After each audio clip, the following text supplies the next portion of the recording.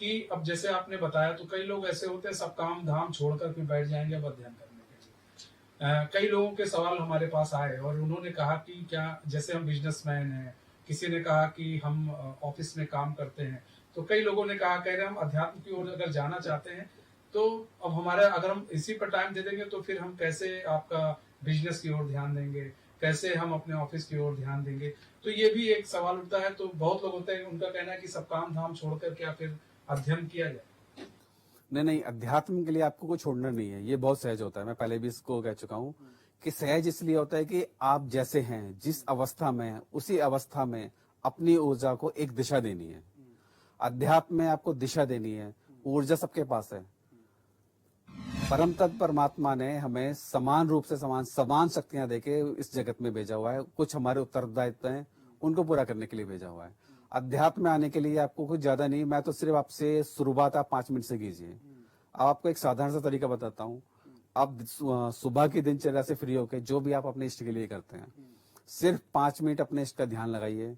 ध्यान अपनी ऊर्जा एक जगह से केंद्रित कीजिए और अपने इष्ट का चिंतन करके जो भी आप करते हैं, मंत्र जाप कर रहे हैं या पाठ कर रहे हैं कोई, या चालीसा कर रहे हैं, सिर्फ उतना ही करना है।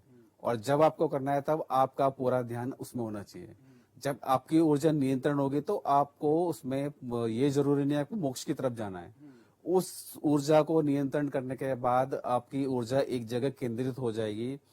उसके बाद उस ऊर्जा को दिशा कहाँ देनी है वो आपके ऊपर निर्भर करता है। आप उस दिशा को अपने व्यापार में दीजिए, आप उस दिशा को अपनी सकारात्मक ऊर्जा में दीजिए, आप उस ऊर्जा को अपने व्यवसाय में दीजिए, या आप उस ऊर्जा को अपनी कार्य कौशल बढ़ाने के लिए दीजिए। कि इसको दिशा देनी होती है। यही होता है कि जब हमें ज्ञान नहीं होता, हम आजकल हमारे समाज में ये होता है किसी भी विषय में पूर्णतः ज्ञान किसी को नहीं होता। इसका कारण ये होता है कि दो बात हमने किसी की बात उससे सुनी, उसको समझ लिया, उस किसी की बात उससे सुनी, उसको समझ लिया और सारा मिक्स कर दिया।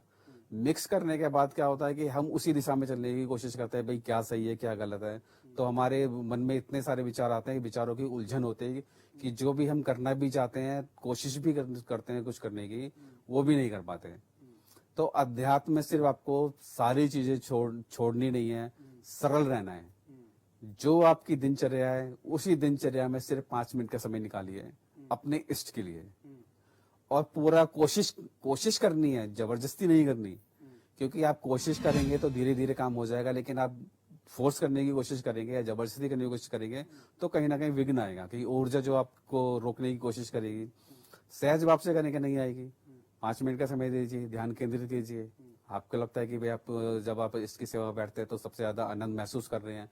जब आनंद महसूस कर रहे हैं तो उसी आनंद को महसूस करते करते अपनी बात अपने इष्ट के सामने रखना शुरू कीजिए। धीरे धीरे आपकी आध्यात्मिक यात्रा शुरू हो जाएगी। जिस इष्ट के सामने आप अपनी बात रखना शुरू करेंगे तो आपका और आपके इष्ट के साथ धीरे धीरे तालमेल बनना शुरू हो जाएगा। जब आपका धीरे धीरे एक के साथ तालमेल बनेगा जो भी आपके इष्ट हैं, तो कहीं ना कहीं वो परम तत्व परमात्मा तक आपको पहुंचाने का आपका रास्ता दिखा देंगे। ये यात्रा एक दिन में नहीं होती, लेकिन इसके लिए नियमित इस अभ्यास की जरूरत होती है। ये आपको पढ़ने से नहीं होगी, ये आपको कहीं सुनने से नहीं होगी।